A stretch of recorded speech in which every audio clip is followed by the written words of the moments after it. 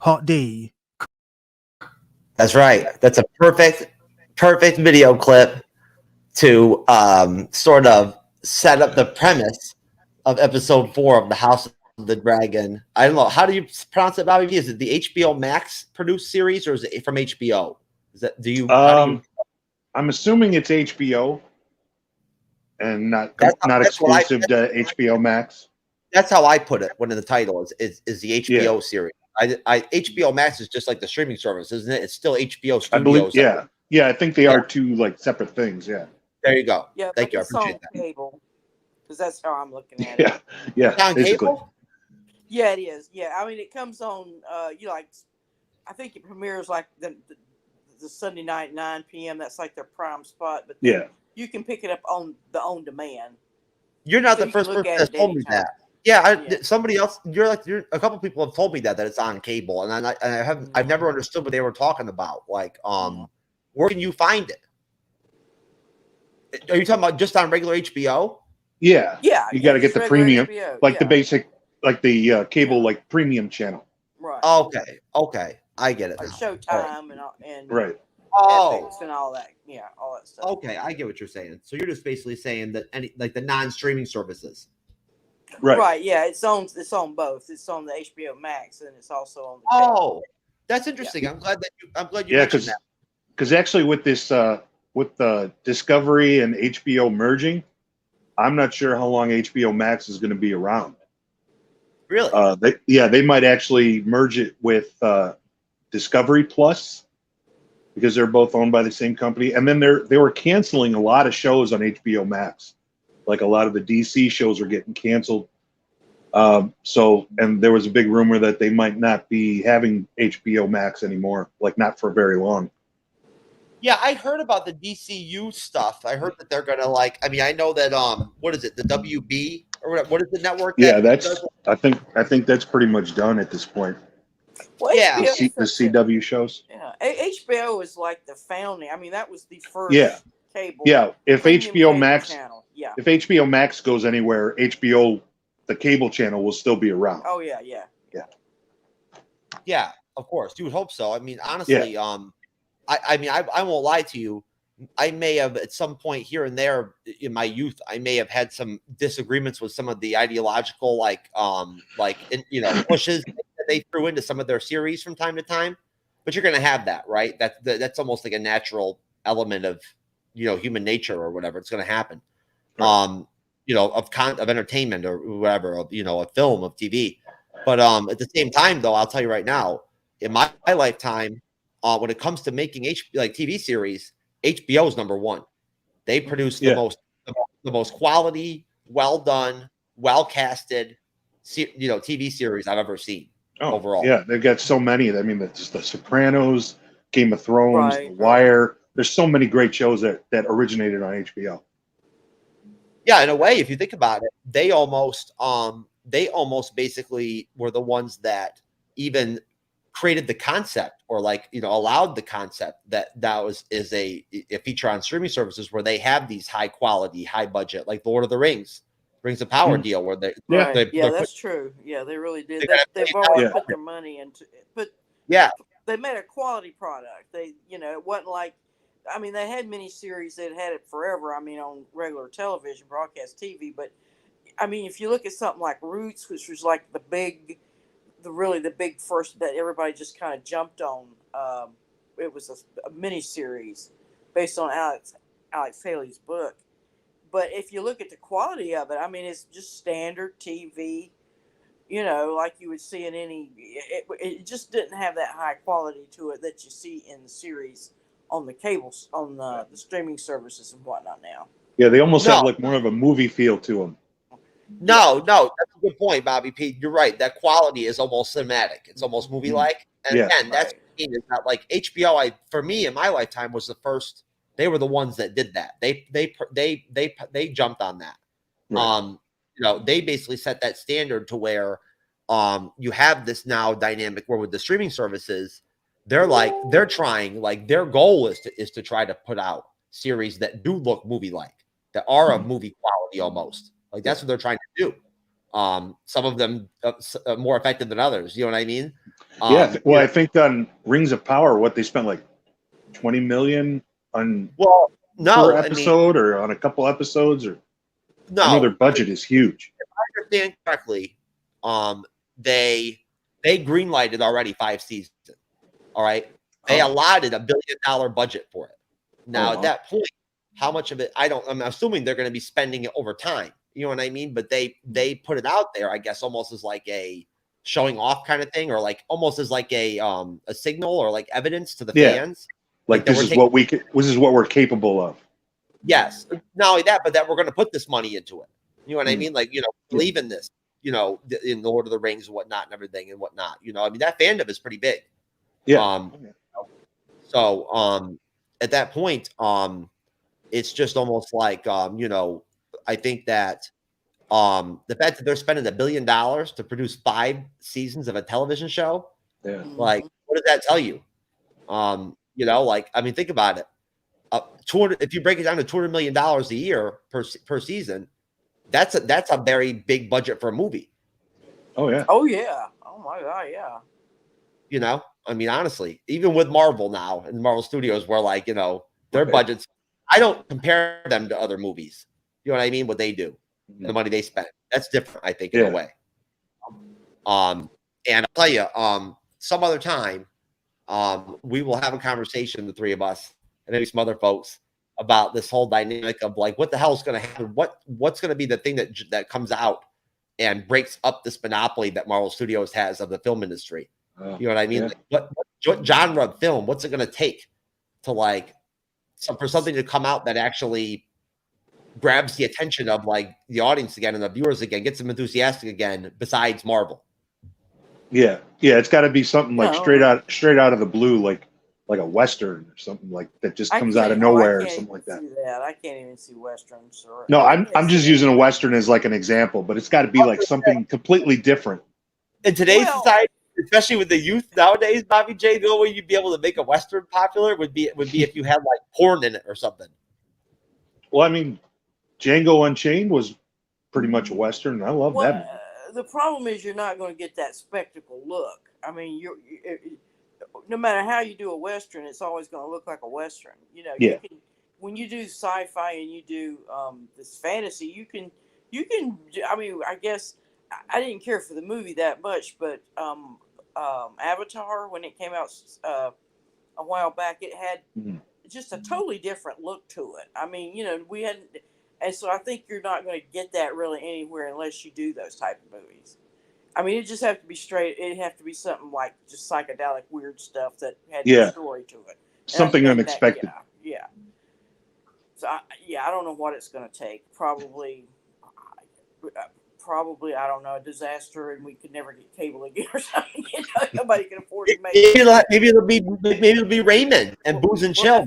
We'll have to read. We'll have to go back to reading. No, maybe they'll make a movie. Maybe they'll make a movie version of the Booze and Chill YouTube channel with Raymond. You know what I mean? And that'll break out. What do you think, Raymond? Are you up to the task? Can you pull off an actual 2-hour film out of one of your alcohol reaction videos or whatever? You're gonna be stretching that bitch. I'll tell you right now. And you're going to be pretty intoxicated by the end of that motherfucker, too. That's a lot of 2 hours, a lot of drinking, man. Anyways, I see what you're talking about. He's over here in the comment section telling me that I've got, what did he say? I like my, I dig the Limp Biscuit thing you got going on. Oh, yeah. Yeah, you're dressed a little bit like Fred Durst. A little bit. Renee, do you know who Limp Biscuit is? Oh, yeah, I know. Okay, awesome. I know Fredder, yeah. Oh, yeah. Awesome, yeah. I wasn't understanding it at all. I'm not a huge fan or anything like that. But well, you know what? I mean, honestly, I don't want to get into it, but I thought that their first album was great. I thought they were really good when they. I bought it. Yeah, it was a solid album. I used to listen to it all the time, but then they over time, the music just got less and the quality went to shit. Mm-hmm. It became. Whatever would have been on top 40, I would have probably heard it. But it became more about money. They became like a spectacle. You know what I mean? Almost, they became like almost like celebrities, not a band. And so, at that point, they bought right into it and like threw away the fucking actually trying to create quality music and whatever that was done. Sadly, and either way, they were a flash in the pan regardless, you know, like most things these days. I can tell you right now, though, one of my private videos might be able to break out in the current, like, you know, log jam of the movie industry. The only problem is I don't know how they would rate that bitch. They might have to create like a new rating system just for me. You know what I mean? Like, you know, like XXR or some shit. You know, I don't know, something. Is that explicit? Yeah, I mean, honestly, I think the only studios or like platforms that would be willing to play any of my shit would be like the black, you know, the deep web or whatever, the dark web. That'd be the only place where you'd be able to watch my shit. Not even Pornhub would touch you. No, man, my shit is nah. I mean, I'm a really ethical guy and whatnot and everything and all that. Like at the end of the day, man, I'm sorry, but you know, in the bedroom, it's different. I run the show, and what I do to women in that situation is just I'll just say interesting, and not exactly what all other guys do with them. I'll put it to you that way. I'm very blessed in that way. Either way, ladies, I love all of you. I respect all of you. At the same time, I won't lie. Just like many of you know who have talked to me before on dating sites, my goal always is to try to extricate from you possibly every sexual fucking thing you can give me. You know what I'm saying? And that's what I'm trying to do. Just to be clear, just to be honest. I'm a nice guy, but that's what I'm trying to do. I'm trying to get laid. You know what I mean? So I'm not that guy that's going to like pretend he doesn't have sex or whatever just so I can like, you know, try to get laid. I don't play that game. It's kind of stupid. Either way, bottom line. But hey, you know what? Hats off to you guys to do that shit. You know what I mean? Do your thing. You know, I don't want to slam you or whatever. You know, if that's working for you, then handle your business. I'm sure the nutting from one minute during a blowjob deal is working out for you really great too, and the women are loving it. So either way, that kind of actually ties into the 4th episode of the House of the Dragon in a way. You know, Thank think God. about it. Yeah, I guess it does. Yeah. You know? So basically. Oh, come on. I don't want to talk about it now. Oh, come on now. Saturday. You know you missed me. I missed you. After hearing that pathetic pitch. Oh, stop. Renee likes to bust my balls. She does. She's funny. I'm telling you. She challenges my bragging nature and whatnot and everything and whatnot. She thinks I'm full of shit. Oh, I don't know. It's just you get into a little too much detail there, Jeff. Well, hey, you know what? To tell you the truth, that's actually I'm really just being. That's like my PG-13 way of talking. Yeah. You know, if I actually like, yeah, if I really went like, you know, real facts of the tale, it'd be like, you know, beyond that. Oh no! Hey, let's get into the show. Yeah. Oh shit. Oh shit. Raymond's intrigued. Oh man, I don't blame you, Raymond. I'd be intrigued too. Does this tie into the Lord of the Rings? No, Raymond. Last time I checked, the Lord of the Rings is its own entity and does not have anything to do with the Game of Thrones universe or anything. Not that I know of, anyway. But who knows? You never know. It could happen. But I don't see it happening. You know what I'm saying?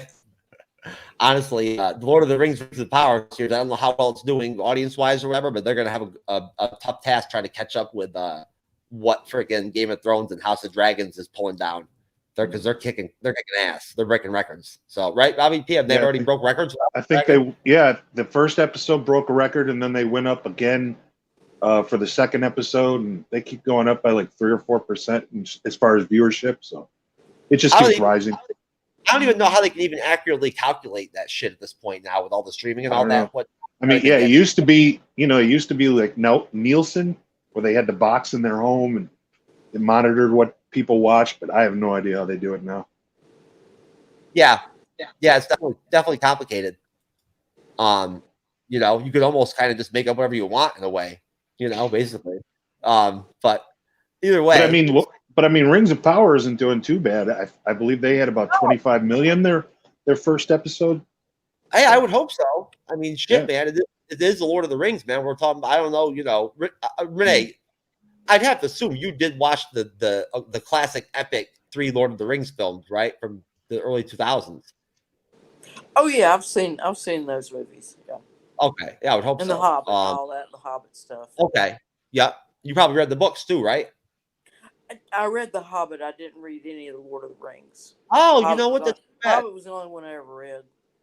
Yeah, you know what? I don't know. Like, I mean, I don't know how. I mean, I don't know what it would be like for you as an adult. Like, I mean, I've wondered myself what it would be like if I sat down and tried to read Lord of the Rings books again now at 39, as opposed to like when I read them at 12 or 11 or whatever.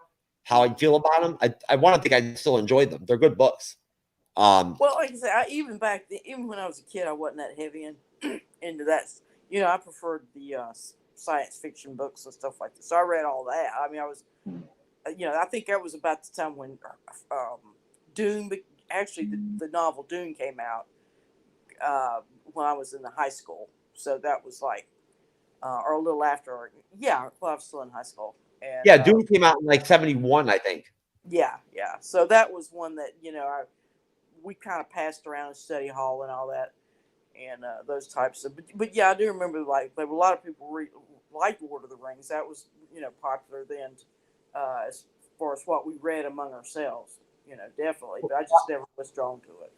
Well, I can tell you right now, I feel very blessed that I'm able to read at this point after my TBI, which of course you guys know I don't like to talk about that much on these shows, and I'm not going to. But at the end of the day, unfortunately, after my TBI, I couldn't read for years. I could not read, and being a prolific reader my entire life, you know what I mean? Like, you know, having it was part of my identity. Everywhere I went, I read. You know what I mean? I was always buried in a book or a newspaper or whatever constantly.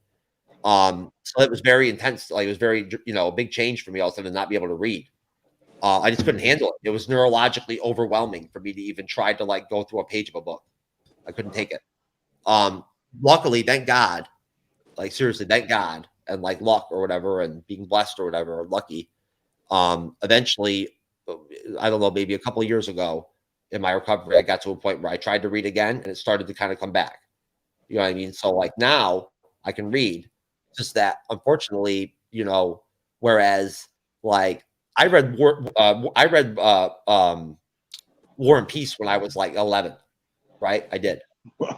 Yeah, I read Dante when I was 11 and 12 years old, right? That's what I was reading back then. So like, you know, now though, the idea of trying to step to Dune, as voluminous as that bitch is, scares me.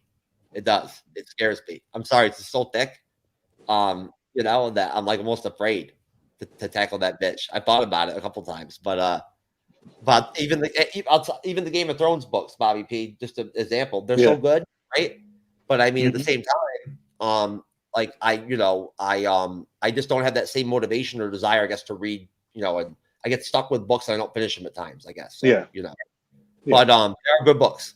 But I will say this, that as far as the Lord of the Rings goes, just to kind of wrap up that whole, you know, I guess mini segment or thought. Look, I mean, those movies are epic, and maybe in my lifetime, maybe literally as far as I'm concerned, probably the best film adaptations that actually connect to the books that I've ever seen. You know what I mean? Like, you know, in terms of like the book is right there in the movies as best as they could. Yeah. At that point, I think that I don't know. I mean, I haven't paid that much of attention, but I will say, all I can say is I have heard some negative stuff on YouTube recently about where the series is going from some people. But you're going to have that, right? For Rings of Power? Yeah. Oh, okay. I have. I've heard some people, you know, complaining already about where the series is going and whatever. I don't know. I'm only at episode 2, so I'm hearing some bad shit about episode 3. Anyway, so as far as House of Dragon episode 4 goes, now coming off episode 3, Renee, I'd actually like to ask you, since we didn't have you last week, what did you think of episode 3? Oh yeah, that was probably, I think, the best episode so far, including the one you know, the 4th episode I've already seen. But yeah, very action packed. I thought it was yeah, I think we got to see, you know, just how rough the crab, or I guess the stepstones, I guess what they would call it, the War of the Stepstones. Yeah, and the battle, and then how Damien, you know, because he thinks his brother says, okay, I'm getting ready to send, you know, 200 ships, and you know, I'm going to end this thing. So he just takes it upon, and just how he did it, and just slamming his way. I mean, it was really just a great action-packed scene. And then the dragons came in and, scarf the place. So, like napalm and whatnot. But yeah, it was, probably, like I said, it was the best so far, and I really enjoyed it. Oh, and the intrigue and everything too. Yeah. Oh, I mean, ask Bob. He'll tell you. I was like, it was killing me that you weren't there last week. I wanted to talk to you so. We knew you were going to like that one. I was so looking forward to hearing your opinions on that episode and whatnot. I was like, that was my biggest like excitement for the show was like I wanted to hear what you were. I was a little under the weather and I had to work. That's so okay. I felt like I had to get a little rest. So that's okay. You know what? It's all good. I mean, at least you didn't. At least you didn't give me a full blown panic attack like Jasmine the other night during the She-Hulk review and whatnot. Because I really enjoyed that. You know what I mean? Yeah, I love you to death, Jasmine. But Jesus Christ, man, you gave me a full blown panic attack the other night. Talk about just talking and talking and talking and talking. She just took over the damn show. She's really enthusiastic. Yeah, she had a lot to say. Nobody could talk. Yeah. Well, it's okay. Even when I tried to like step in and be like, Abigail, you answer, Jasmine would jump in and talk. I'd be like, what the fuck? That my anxiety would just escalate from there. You know what I mean? So. Oh, that's another show. Yeah. Yeah, it was wonderful. Anyway, yeah. Nothing like having a full House of Dragon. House of Dragon. Yeah. Well, House of Dragon did not give me an anxiety attack. So, but no. What did you think of? Just really quick, what did you think, Renee, about the episode 3 deal with how they sort of had that evolution or that sort of almost like deep exploration into Viserys' psyche and like his mindset and kind of like where he's at, like mentally. Yeah, I think it's coming to a head as far as what's going to happen with the ambitions of his wife, the queen, and her children, and with Rhaenyra, or however you say her name. Rhaenyra, yeah, you had it. Rhaenyra. Of course, and then Damon, he's trying to figure out how he's going to worm his way into it, because I think they all see that the king's he's ill. I mean, he's had problems with that hand where it's just rotted, and I don't know if it's leprosy or whatever it was, but they just never were able to cure it, and he's just getting. He cut himself on the Iron Throne. Oh, and it hasn't healed. I see, and in a sense, he's just sort of slowly rotting away. Yeah, and then his doubts and everything about, he promised. I think he knows that the best interest of the kingdom would be with Rhaenyra. But then Aegon, that's his actual son. I mean, the firstborn son is always, traditionally the heir. So I mean, he's stuck in between that. So yeah, it's very, like you say, not as much action in this one. It was mostly just drama and a little softcore porn going on. But but script-wise, story-wise, I mean, acting, all that was just top-notch. I mean, I have no complaints as far as how the episode went. Oh, no. I wouldn't use it. I mean, it was a good action when you consider last week's episode and how this one, plays. They flow into each other. You can sort of see it. It's going to be a dip down in action, but it's still very deep. Well, they're strategic with that too. You know what I mean? There's planning with that. You know what I'm saying? Like they're not. A lot of times, I don't think they're always. There are situations where they make these shows and they do just fail, or like something doesn't work. With an episode. But at the same time, I mean, I've certainly seen it with Marvel.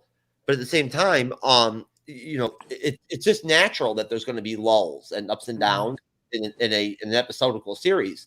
At that point, I believe that HBO was cognizant and like they know what they're doing in terms of like the spacing and the structure of the series and whatnot, and like what kind of energy they're giving off from episode to episode and whatnot. Overall, I think there's a grand plan with that. You know what I mean? Where they're at least, which again, you either works or it doesn't. But I think they have a plan and they're going in a direction with it. They're trying to basically kind of give the audience sort of like a certain energy or a vibe off of it in a way, if that makes sense. I don't want. They're not trying to confuse us. They're just trying to change pace. You know what I mean? And like change focus. And there's a lot of story here to like cover. There's a lot of shit. So they got to like, in a way, they almost have to kind of like try to just pick the best parts that they can, to flush it out. But I felt like epic would not be the right word for episode 3 because, like you said, there wasn't tons of action or whatever. There wasn't massive battles like Game of Thrones. It wasn't epic.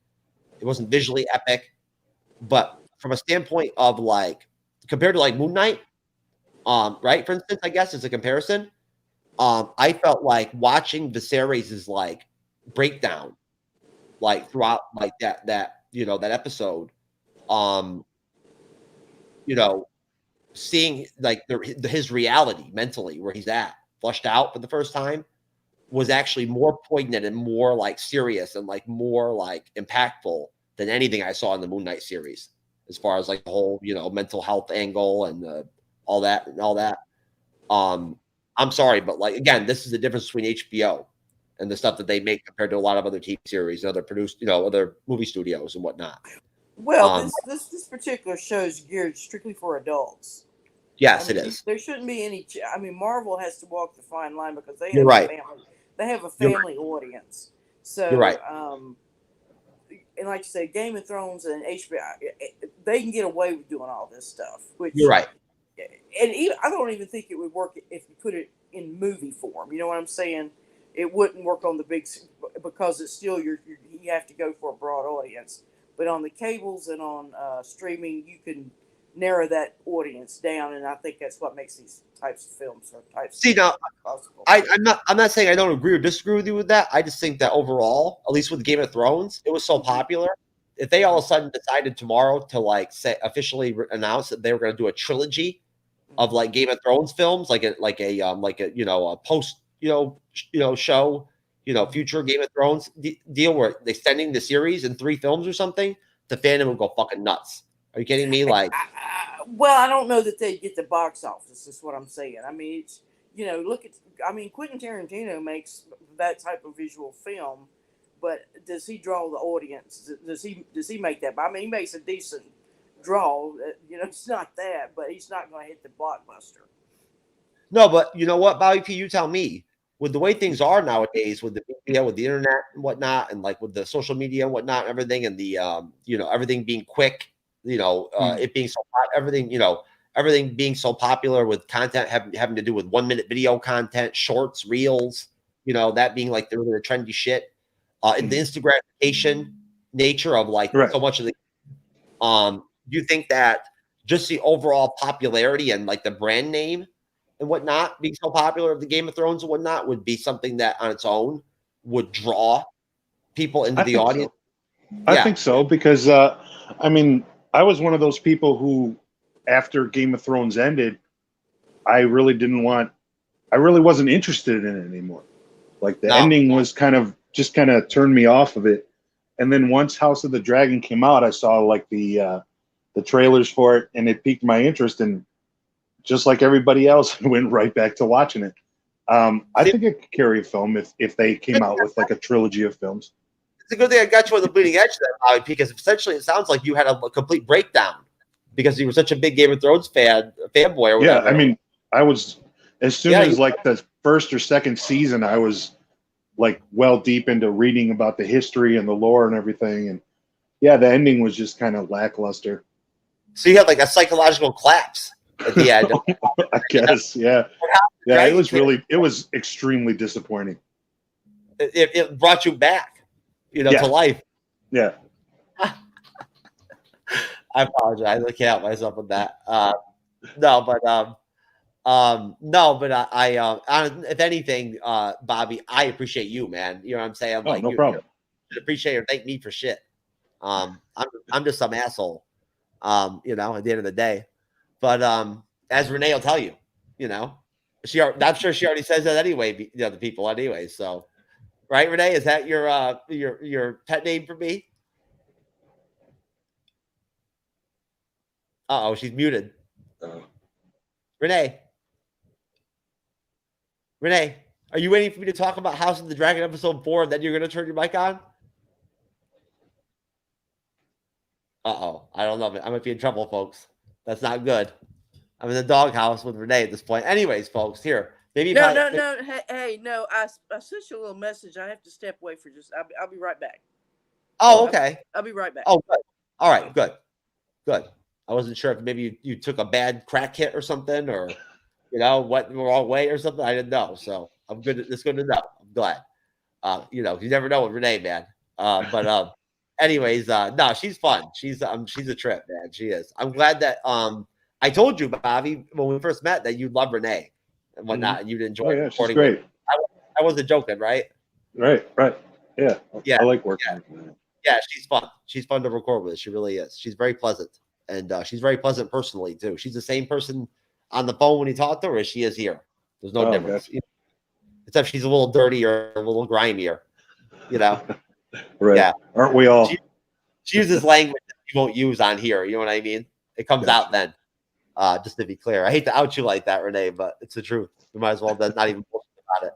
But anyways, what do you call it? She only really likes to reveal that side of me, though. Anyway, so the bleeding edge was almost like it brought out the best of her from that perspective, right? It's we either corrupt you or like we give you like a rebirth, like. But no, so as far as episode 3 goes, I guess for me, Bobby, are you ahead of time? Did you already watch episode 5? No, I think where I'm at, it hasn't come out yet. I think it's still got another like an hour or so before it comes out. Yeah, that's right. It comes out the same night as we do the shows. That's right. So yeah, that's cool. That's good to know. I forgot about this. This is the first time I knew that was today. Somebody told me that earlier today. I didn't even know that. Yeah, it's the same thing with Game of Thrones. It was always like a big Sunday night show. Okay. Yeah, see, I forgot that. I forgot it was Sunday show. I couldn't remember if it was Friday or Saturday. I knew it was weekend. Yeah, it was over. But no, so I mean, I personally, since we're a week behind, I don't want to get ahead. So I'm just trying to focus on like what's at hand. I don't want to get muddled, you know what I mean, or get mentally or whatnot. Right. I'll tell you that basically I feel like what is it? How many? Is it 8 episodes in this series? I believe it's 10. Oh, it's 10. Yeah. Oh, okay. Yeah, that's interesting. And if it goes anything like Game of Thrones, usually the 9th episode, something huge will happen. Like every season, the 9th episode, something huge happens. Like in season 1, the 9th episode, Ned Stark was beheaded. In like season 2, it was the battle for Blackwater, I believe. Like that whole battle, that was episode 9, and in episode 3, it was the Red Wedding. So it's always, if it's just like Game of Thrones, episode 9 is going to be a huge episode. But yeah, I believe it's 10 episodes in total. Yeah, and then like that 10th episode is almost like the cooling off episode where like you get exactly. Yeah, the denouement sort of. I can't remember, even though I did watch the first season of Game of Thrones. Are those last couple episodes? Are they longer? Are they like an hour and a half long or some shit?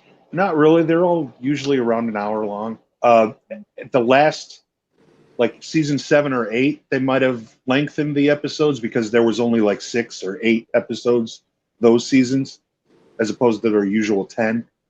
Yeah, they might have lengthened those episodes, but as far as I know, most of the episodes were about an hour. Okay. Great. That's good to know. I'm glad you told me that. I had no idea. I thought there was, at the most, I thought there was maybe 8 episodes of this. So, Renee, are you back? Yeah, I'm here. Okay. Renee, I wanted to ask you one last thing about episode 3.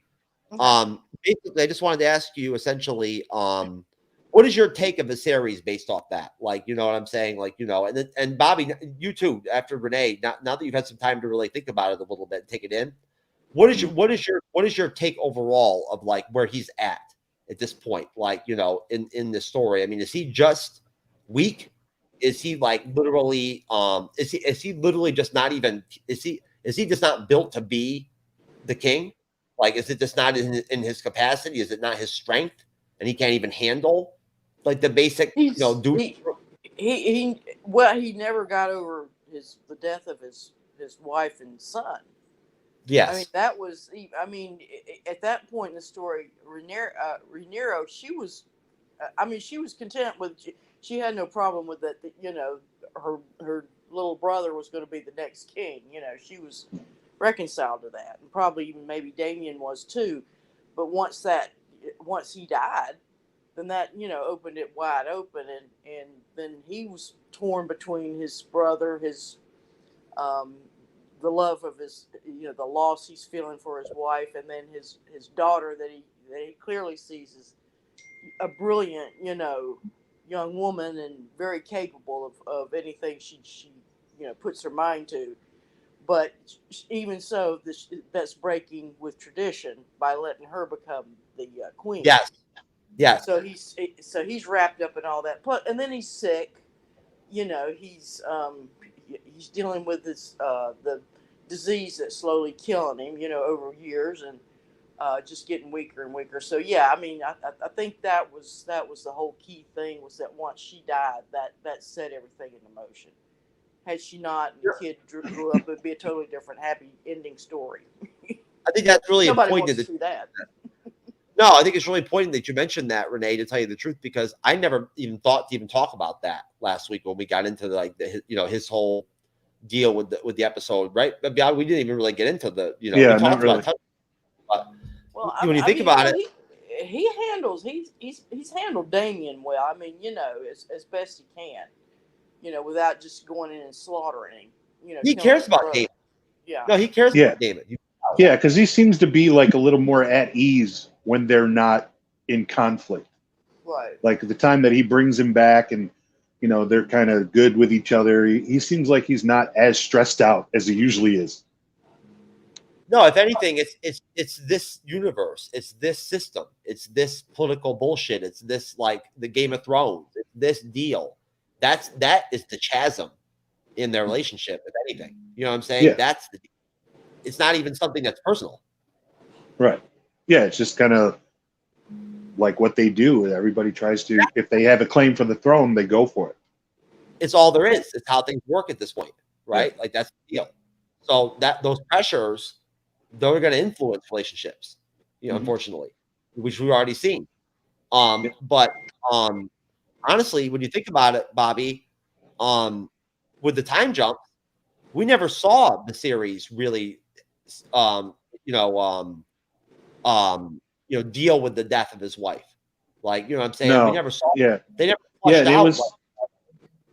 They didn't really, and I totally agree with Renee. Like it was pretty much all he was like kind of living for at that point was for him and his wife to have a son that was going to be his heir. And then when that got totally blown out of the water, it's like this guy who doesn't know what to do. So like the best decision at the time is to make his daughter the heir, but that doesn't really go with like tradition. And he has the vision that I guess it's where he talks about he had this vision, and he always sees his son taking over, you know, as the next out of the flames. And he said that he's been like doing everything he possibly can, praying, like, you know, trying everything possible to bring that back. He's wanted that vision to come back ever since. He's still to this day, he wants it back. You know, like it's like it never goes away. I mean, that just, there you go again. That's all part of the political drive. It's all part of this whole Game of Thrones, deal. Is that pressure and that whole deal it's that impactful. So it's not even just the political pressure in episode 3 that he experiences with all the bitching and people fucking with him about who's going to be the, your heir and whatnot and everything. Right. I don't even think he really is all that concerned about that, really, when it boils down. Yeah, because to him, he's made up his mind. It's everybody else that's kind of echoing in his ear. That's right. And I think to some extent, I think that any child he has with Allison, he's not even going to view the same way as legitimate as like any child that would come from his real wife, the one that's dead. Right. Yeah. That was love of his life. He already said, that's who made me a man. She made me a man. You know what I mean? It's so interesting, the dichotomy of this time period and with how women are treated at times, right? Oh, yeah. Yet at the same time, you have scenes where you see Viserys talk openly and honestly about the fact that this one made him a man. You know what I'm saying? Like he was dedicated as fuck to her. You know what I mean? Like, Well, he was 17. He was 17, so we can assume he was a virgin. And, there you go. And that's his first woman he's ever had, and it happened to be the best one. Well, no, he wasn't a virgin. No, because remember in episode 4, Damon even talks about how when they were kids, they went around and fought. They fucked you're right. But you let's know, put it this way: it made him want to be a faithful husband. She made him want to be a faithful husband, and not a time. Yes, and that's very interesting too, because it was a set marriage. It was a politically driven marriage. So at that point, they didn't even know each other. Like there was they had to learn to fall in love, like over time. You know what I mean? Like there was no, they didn't organically or naturally become a couple or fall in love. Yeah, and it doesn't always turn out that way. Like I believe Damon and his wife are. We're getting a little feedback. Yeah, I'm hearing that too. Is there feedback? Yeah, I think so. Yeah, I think it's from me.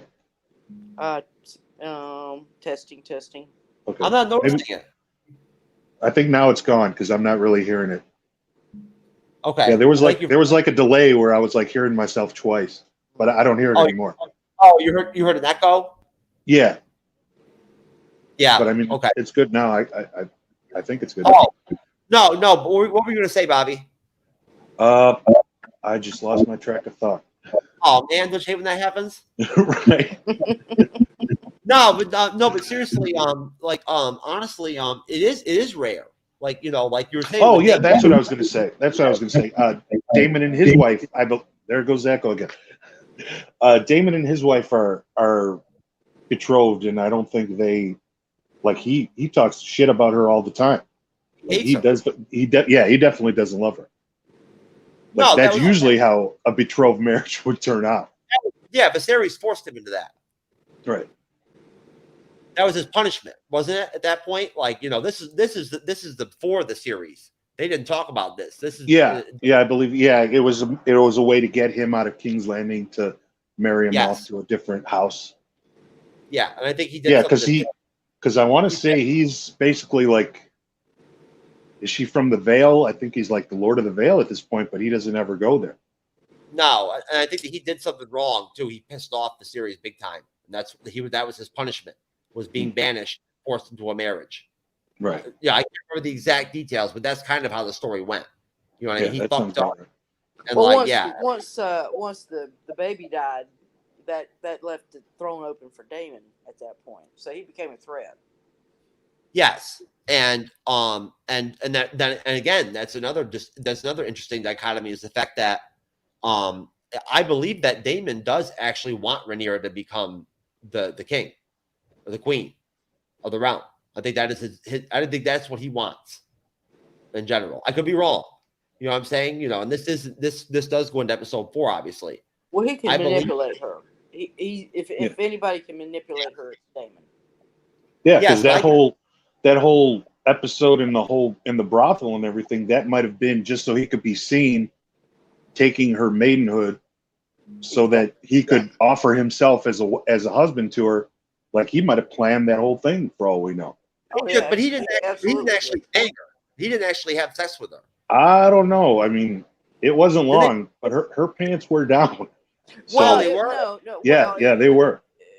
If it was, it didn't last long. It was very brief if they did, but I don't think they might have done. I don't think he deflowered her. I think that I think you're exactly right. He wanted that to be seen, because he was in that whore who was the informant who sent the little kid that was fought. It was all set up. Yeah. Or it could be possible that Damon's just like a lot of these dudes on the dating sites I hear about, where he just nutted in like 15 seconds from head. Well, he probably just got up and rubbed up in between her legs with her pants still up. I mean, that's kind of like one of the beginning things that you do. With a virgin, you don't exactly just plunge right in. Oh, really? Oh no. I didn't know that, but thank you, Renee. I appreciate you. I mean, I never had sex before, so it's good to know that. Well, all of us have to go through like lunch, Well, the first one. If you're lucky, you get a good guy.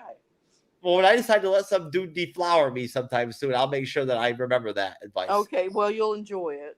Okay, I'm sure I will. I love it. Just make sure he's gentle. Right. I'll tell you what. When I do it, I'll record it and I'll make a video. No, you don't. No, forget I'll make a movie out of it. I'll make a movie out of it, and the Academy will give me an Oscar nomination for me revealing my true self, getting fucked by a dude. You know, it'll be like a poignant cultural moment. You know what I mean? My natural state. There's no such thing as masculinity. I think that scene was already done in the film Deliverance. Because you done missed the cutoff to Aintree. I'm telling you. I mean, if Chloe Zhao won an Oscar at that point, I think that if I just like gave some random dude, let some random dude give me head for 5 minutes, I videotaped it, I could probably get a nomination for leave Chloe Zhao out. She didn't make she won an Oscar off a non-Marvel movie, so just leave it alone. I think you know what. If you talk about her Eternals all you want, but just the rest of her work, hey, she's done a lot more than you've done. So I think Chloe Zhao may be a shadow binder. You know what I'm saying? I think that's how she managed to get Kevin Feige to like name her the director of Eternals 2. Is she used the shadow binder spell or some shit? Or I heard from my sources that Kevin Feige had a massive, intense meeting with Miss Cleo. And Miss Cleo advised him to like bring Chloe back. Yeah. You know? How long have you been bitching about this now, Jeff? Come on. Oh my God! I'm telling you. Find you a new biatch. I'm telling you. Oh wait a minute. Oh shit! You didn't even see it, Renee. You're not gonna believe this. This is gonna blow your mind. You want to talk about some funny shit? This is gonna crack you up. I got a big surprise for you. You're gonna love it. Oh, the audience. So you may not get this. This is kind of an inside joke, but look at my new poster. Look what I got up there. It's kind of blurry. I can't tell. Who is that? Oh, Captain Marvel. Captain Marvel, baby. My favorite character, Brie Larson. My favorite. You know how much I love Brie. You love what now? You know how much I love Brie Larson. Oh. I thought you could say Brie cheese. No, you know how much I love Brie and how highly I think of the Captain Marvel film. Well, I mean, I don't think that highly of it myself, but it's not necessarily because of Brie Larson. But I think it's like Game of Thrones level, like quality. You know what I mean? But it was good. I mean, it was okay. It wasn't one of their best. I didn't think. Yeah, I love Samuel L. Jackson. How they used him up and everything. I like that. How he lost his eye. It must have been rough for him having to fucking act with Brie, man. You know what I mean? Like, being that much more talented as an actor than her and dealing with her bullshit. I'm sure he loved it. But either way, it's actually funny because their whole selling point with that film was they were going to build it. They figured that the dichotomy between Samuel L. and Brie, the Captain Marvel Fury deal, was going to be the driving thing of the film, like a buddy cop kind of deal. That was what they were banking on. It just didn't play out, unfortunately. It didn't really work that way. But yes, I got a Captain Marvel poster. There you go. I'm all in for Captain Marvel now. Nice. I'm in. That's right. I've decided to change my mind about Captain Marvel and Brie, and I'm all in. So there's my Captain Marvel poster, well, just for you, Renee. Yeah. Aren't you proud? You did not. Well, you didn't have to do it for me, didn't I? Just tell you I didn't think that highly of the film. I didn't do it for you. I didn't do it for you. I did it for Brie, just so I could massage and reset our relationship, since I've had so many negative things to say about her, unfortunately. Whatever. I want to square things up. I feel bad. She wasn't all that good. Honestly, you hit the nail on it. She's not that good of an actress, I don't think. I think there's probably bots on this like porn advertisement in the comment section, 69mega.com or whatever, that can probably act better than Brie. And they're bots. Mm-hmm. So that's rough. But I'm rough on actors, so that's one of the things I would be really critical. If I see a really rotten actor, I'll point it out. I'll also point out brilliant acting. I love brilliant acting. So. All I know is, look, I don't know Brie, but all I know is this. I didn't even pay that much attention to this. I watched a couple of the videos of like the interviews or whatever that they did for Endgame and whatnot and everything, where she was with the other Avengers and whatnot. And I saw the distaste with them of being around her and whatnot, and like the dirty looks that they were like making and everything. Every time she would talk, I don't know about any of that personal stuff. it happened. Yeah, like it's. I mean, it did. I'm just basing everything what I've as far as what I've seen on the screen as far as her acting talent and whatnot. And she doesn't appeal to me. I mean, you know, there's not every actor's for everyone. I'm sure that she has her fans, and I don't want to, you know, put them down or anything. Oh, she does. That's just my personal opinion. Oh, she does. I'll tell you right now, there is a lot of blue-haired lesbians out there that freaking. Oh, for crying out! Oh, you know what, Jeff? Let's move on. Let's get back to the show. Honestly.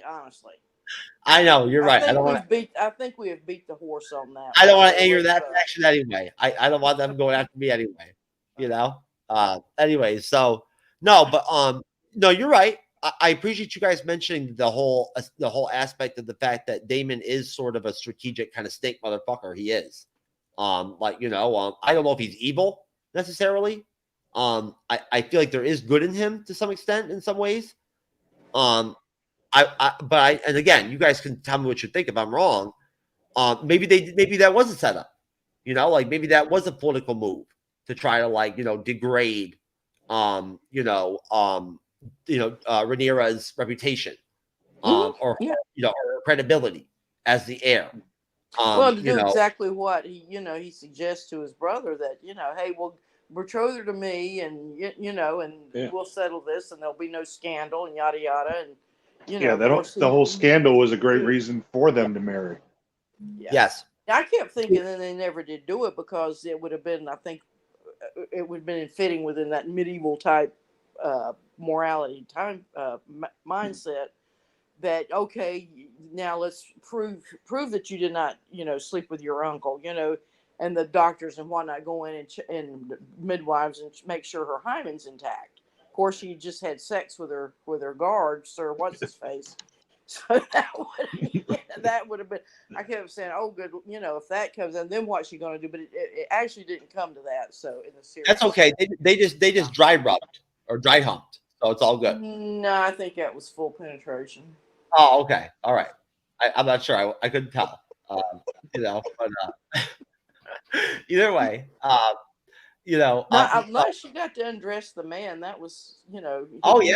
He had to be the woman in the scene. So he had no choice, Sir Christian Cole, because I mean, again, he's the King's Guard. She's right. The heir to the throne. Like he has to be very, like, you know. I mean, he could be killed. And very, very submissive. Oh yeah, I mean, look, if you do anything wrong with her at all, like you could be dead in a minute. You know what I'm saying? Like they don't play around with that shit. She's royalty. So you know, she's got that dragon. She can always whip.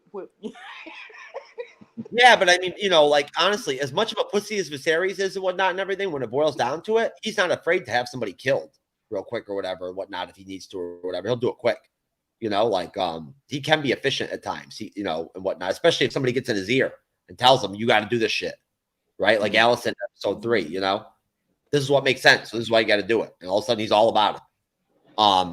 But no, I mean, you tell me, is it possible that, and I don't have any problem at all going in and out of order with the you know, the flow of the episode, but is it possible that maybe the setup actually was to lower her standing so that he could obtain her as a wife because he's into her?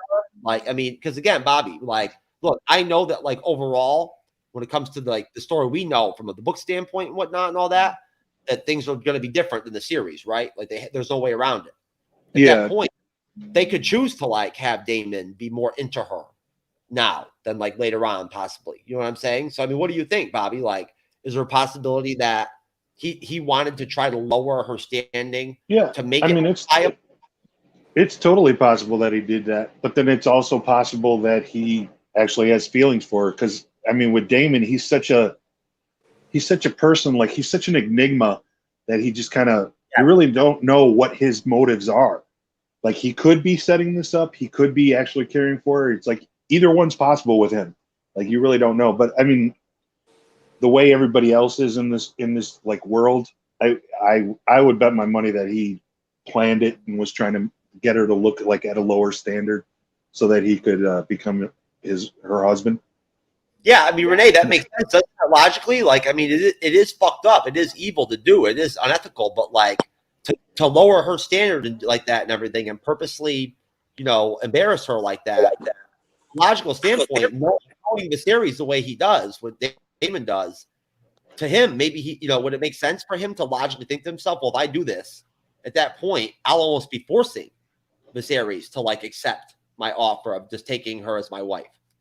Well, I mean, in their culture, in their, I guess from a couple hundred years before the story is, that would have been, intermarriage or incest would have, been probably common. They're already, marrying cousins and whatnot. So, in some ancient cultures, that's Egypt, for instance, that was common to marry the brother and sister and whatnot. Well, we're supporting. We're trying to bring it back on the bleeding edge. Well, okay.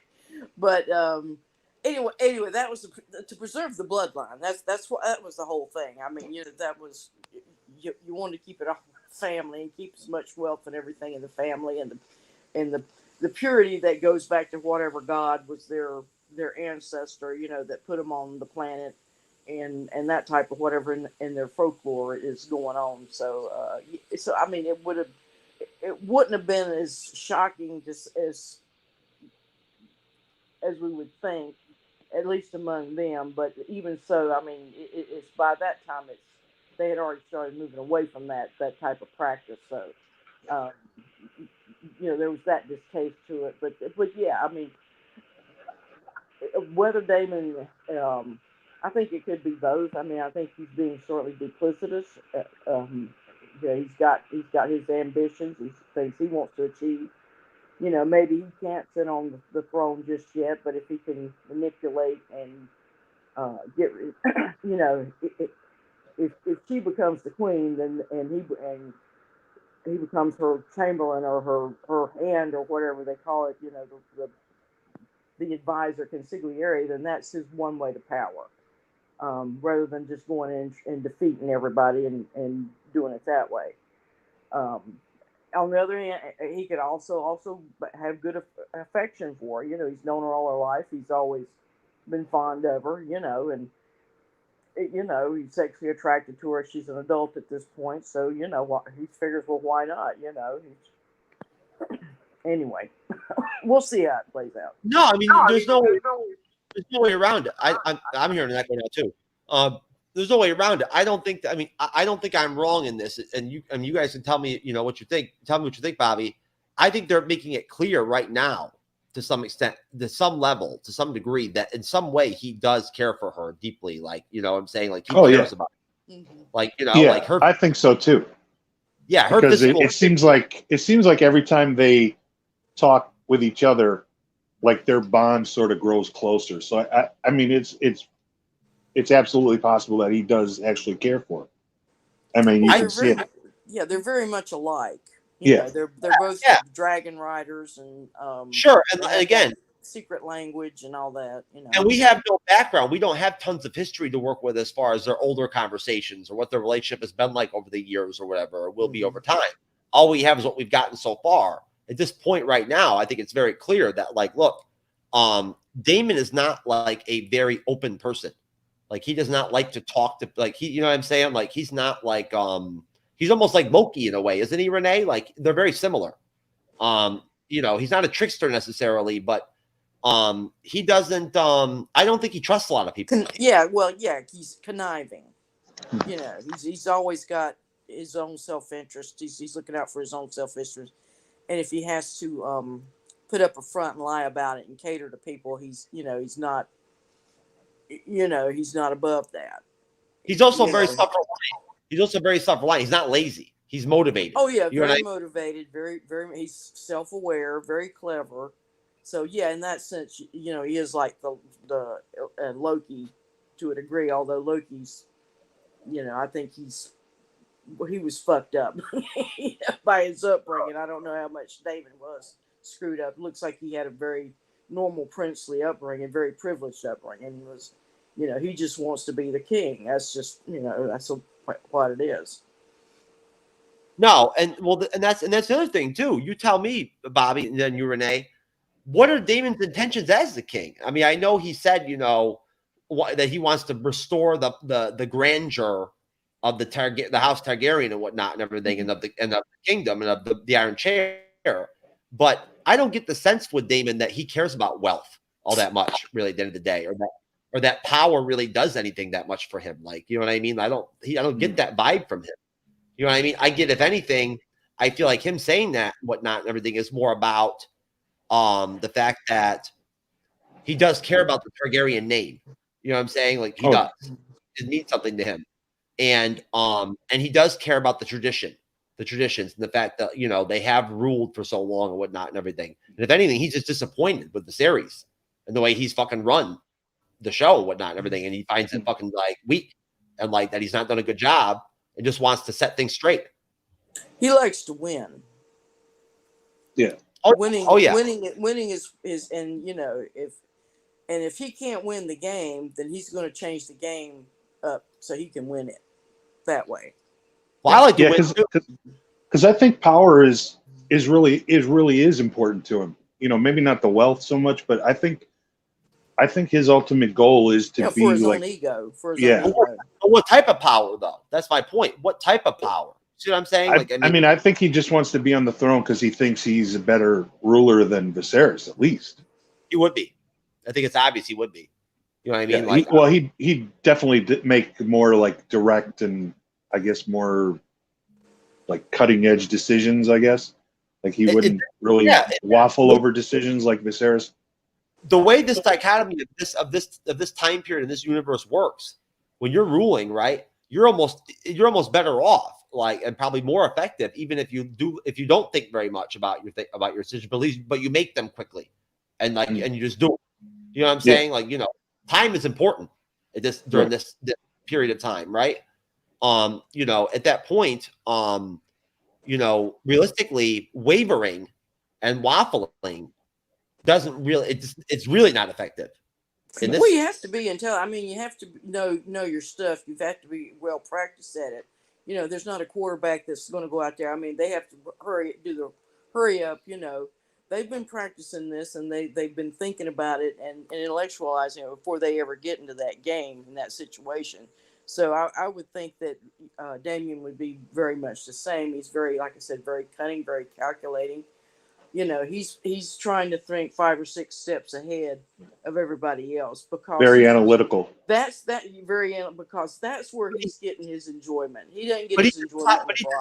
Diplomacy. He gets his enjoyment playing the game. Remember, this is Game of Thrones spinoff. He enjoys playing the game. Yeah, no, he's very impulsive. He's very like, you know, he's very instant gratification. You know what I'm saying? Like, he's very all over the place and just wants to have fun. And like to a degree, but he's always thinking it through. Also, he's never gets drunk. Sometimes, you know, he'll get drunk and I think this particular episode he sort of falls into that. He sort of feels his own self-disgust and everything. You know, I really need to get. You're probably going to see a Damon that's going to start straightening up and getting his act back together. I think he just kind of has fallen into a sort of like. But he's getting ready to come back, and he's doing it with his niece. Well, he's just going to start playing the game a different way. Well, I think that again, I think Damon is the type where kind of like how I am, where like I really care deeply about just being myself. I hate, you know, being fake at all. Like, you know, I don't want to bullshit about like what I like and don't like or whatever, or what my strengths and weaknesses are. With Damon has no tolerance for politicking. He has no talent. He doesn't enjoy diplomacy. You know what I'm saying? Like, you know, he's very quick and short with people and whatnot and everything. He doesn't like to have long conversations or find middle ground with people. He doesn't seem like the type of person that attends a lot of council meetings. No. I'm not saying he's playing at that. That's what I'm saying. He's changed. That's how the game's being played right now, through politicking, through negotiation, through making alliances and covenants. Damon's getting ready to change the board up. Sure. Yes, he wants to go back to the old-fashioned Targaryen way and whatnot. Right, Yeah, the swashbuckling type that with the dragon fighting. Use and all the dragons, burn the fuck out of people, incest, and pure blood. Yeah, keep everything in the Targaryen family. You know what I mean? And you know, in a way he's almost very traditional. You know, like he believes in the traditions of the household. Yeah, I mean, that's a good point. Yeah, he is trying to bring it back to what it used to be. Where again, the whole premise is that Viserys, as level-headed as you would think he is the one that actually on his own made the most defiant act possible, right from jump. He's wanting to make Targaryen great again. Yeah, I mean, essentially, you know, Viserys. I mean, when you think about it, it's a massive move to make. It had to have been very heavy on him to like actually put it out there and decide to declare Rhaenyra the heir, because I mean, he had to have known the backlash and whatnot, not just of like his council and like the people around him and the politicians, but whatever, and the lords, but the populace. The populace buys into this shit too. The common people, they believe in this stuff. But that's all they know. You know, not all of them, but a lot of them. So they care about traditions too and whatnot and everything. A lot of them probably don't like. Oh yeah, he's a populist. There you go. And we haven't even. I mean, the series has not even gone into that at all yet. Where there, even at this time, there is such thing as a popular element to things, like, you know, this is a societal impact on decision making and whatnot, and lording and whatnot. There is that impact. That is, you know, that is a possibility. Even though, you know, that's something that's if you want to go back to tie it into real history, that's common practice to get people riled up to populist movement, is to say, harken back to this, how it used to be back in the olden days. But, you know, basically what they're harkening back to is complete myth. You know, it's propaganda made up. You know, I mean, it happened in Rome, the ancient Rome. They would do it, you know, every so often. They would, we need to get back to the way we were originally in Rome and everything. And then they would build these, build up. Somebody, Roman general, would declare himself a god and all that, and I'm going to restore Rome to its glory and all that. And, you know, Constantine finally did it, but then it crumbled after he left. But so that's, you know, a real historical example. So yeah, that's a very common way to politically to motivate people, is to get them to believe in this fictional past that where everything was, where it was glorified, and that's when we could be proud to be Targaryens. But in reality, it probably wasn't like that. So, but anyway, that's just, I didn't mean to bring political science into that. No. But I do think it's important to mention that although it's not the same thing as now, where we have TV and media and everything and whatnot, and popularity amongst the public and amongst the common people is maybe not as important back in this time period, right? It still is there. It is an influence. Well, it was spread by, you know, on the street level. By word of mouth. You'd have informed people that would go out in the taverns and start spreading rumors. And of course, they're doing, you know, their plants and whatnot, their shields for that propaganda line or whatever. And I mean, there were ways of doing it. I mean, you know, we tend to think only we are sophisticated in the 21st century. But if you go back through antiquity, you know, through history and back, I mean, things were pretty much the same. I mean, my goodness, you can go right to the Bible. A lot of people don't read the popular books. They don't want to read the side books. But if you really get into it, I mean, that's how things went on back in the Bible days. You know, they talk about it, how it is, and how you know, you can't trust people, and how you can fool people and all that. So there's, as it does say in the Bible, there's nothing new under the sun. So yeah, it's just a matter of knowing history and making these connections. And I think sometimes you guys rely on the books and whatnot, George R.R. Martin was, but I tend to rely on where Martin himself went, and that was in myth, in history, and how things are done, how political science, how things are done. And so in that sense, I'm really getting a lot out of this TV series, because I really appreciate him doing that. Because I think it lends a real, with all the fantasy, there's this reality that underlies this story that you're not going to get in Marvel necessarily. So, well, I think I figured out the connection between the Lord of the Rings series and Game and the House of the Dragon. I think it's possible that Viserys' problem with his hand is that he actually crossed over into the Rings of Power series, and he actually gave like a hobbit a hand job or something or whatever. That caused his hand illness. I think they're called the Horfoots or something. Yeah, like it was like it caused some kind of like Middle Earth a tear in the space-time continuum. That's what it actually is. What's it? Wheel of Time. I think there's another series of that. Oh my goodness, there's several of them out there right now. That's kind of. I didn't watch Wheel of Time. You know what? I wanted to watch it, but I never got into it. But I plan on going back and watching it. I never read the book, or the books. But one of my favorite YouTubers, all he covers is like the Song of Ice and Fire, Dune. You know what I mean? Classic science fiction stuff and whatnot and everything a lot. And at that point, he talks all the time about the Wheel of Time and like, the lore of it and whatnot, the story and whatnot. It sounds interesting to me. What was that on? Was that on Apple TV? I believe it was on Amazon. Oh, okay. Yes. But I could be wrong. Yeah. Okay. Now, so at that point too, also, as far as the House of the Dragon goes, as far as again, the populace goes, my only point with it was just that, of course, there is this massive separation where at this point with the head of state, where the king runs the show, and there's a lot of space in between him and the populace. You know what I mean? Like they don't really impact his life, and he doesn't impact theirs that much. But at the same time, if he wants to kill one of them instantly, he will, and nobody will say a word about it. You know what I mean? It is what it is. But at the same time, though, having popular opinion in general with your society, with the people you're ruling, even in this time period in this universe, eventually can end up leading to like some pretty negative shit happening for you overall. There can be some stuff that can come out of that's not good.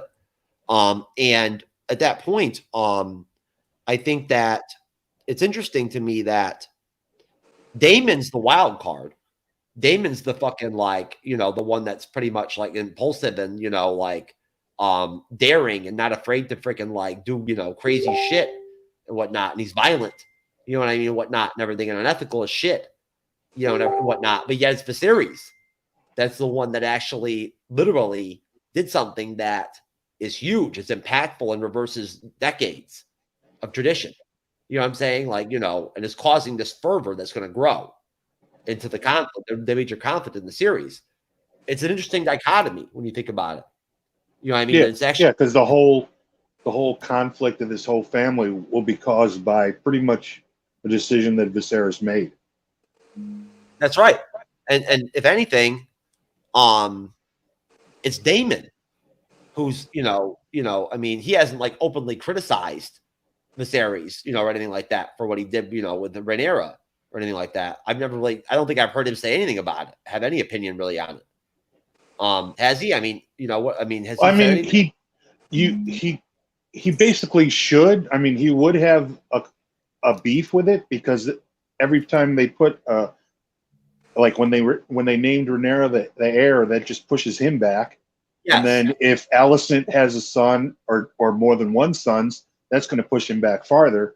So you'd think he'd be a little more pissed about it. He's kind of low key. I think he's more like low key pissed. Yeah, but at the same time, though, too, don't you think it's probably a possibility that Damon's logical? He is. He's a logical guy. He's not letting his feelings about the whole thing of him losing his place as heir.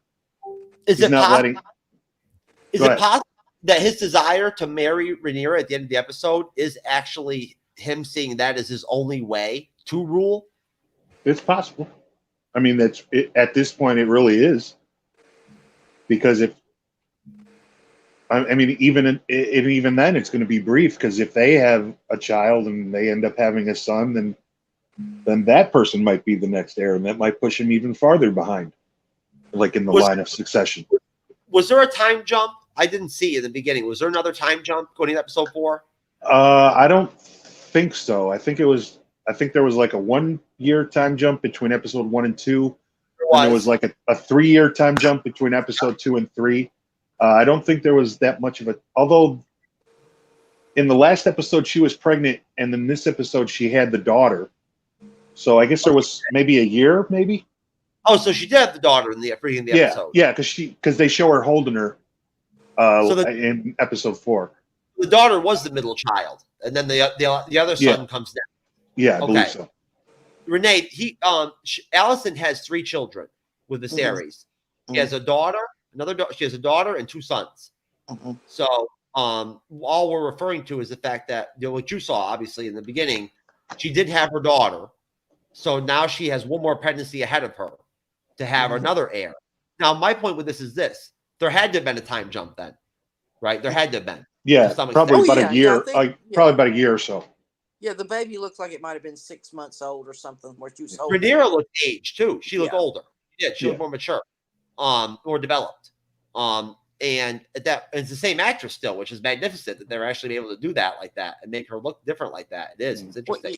Well, and probably their time jumps, but not a lot's really happening with them. They're just kind of marking their time. I think that the opening scene, she's out in the garden, being sang to by a minstrel, and she's breeding or whatever, and that's probably what she's been bored out of her skull doing stuff like that for months on end. But then we only get to see it when the intrigue, when the really important stuff starts to happen. But yeah, there's going to be like a lot of days there's not a lot going on, not a lot of intrigue going on. No, except for the days when her and Allison hang out in private and whatnot, and use candlesticks and other objects to entertain themselves. You know what I mean? Because you had to make do what you had back then. Sex toys were limited. Well, yeah, I think they had chessboards. The dildo wasn't. They had more than sticks and stones.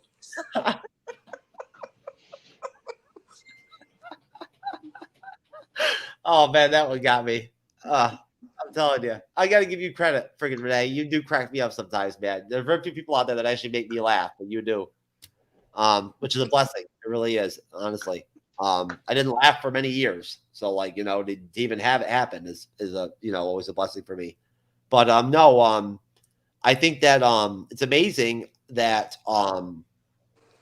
so basically when what was that letter that Damon sent to Rhaenyra, that that letter or diagram or whatever it was to let her know the secret passage. Yeah.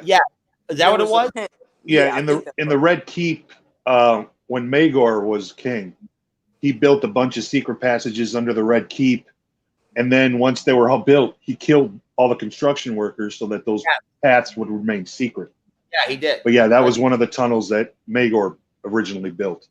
Oh yeah, not just the tunnels, but in the lore they say that there was also secret passages in the actual castle and everything and whatnot, that he knows about and shit. Yeah, because I think Damon knows about him because there was an episode earlier where he was watching the secret council from behind a wall, so he probably knows all about a bunch of secret passages. No, it don't have to be hard to find. I mean, she just pushed the panel. It wasn't all that well hidden. But hit him with her hip. Oop, right. Secret passage. Well, yeah. So no, that's interesting. And it's pretty crazy to think about it, that actually happened. Seriously, Renee, in the story, in the history of the whole deal with the Red Keep, when it was constructed, legitimately, the king had a party for all of the artisans and the carpenters and whatnot that did all the work, and then he had them all killed at the party, all of them. Oh yeah, the kings do stuff like that. We're talking about 25, 30, 35,000 fucking people in one shot. They just killed them all. Or I don't know how he killed them. Who knows? You know what I mean? They might. I mean, I don't think they used dragons. I think they just literally killed them, with swords and shit. But you think if he kills everybody off, he's gonna have to have a map. Yeah, or a really good memory. So somebody found the map, the original map. Yeah, and the rumor is when Maegor died, he died mysteriously on the Iron Throne, and one of the theories is that one of the workers actually was living and snuck through the castle and killed him while he was on the Iron Throne while nobody was looking, because his death is an actual mystery. He was just found dead on the throne.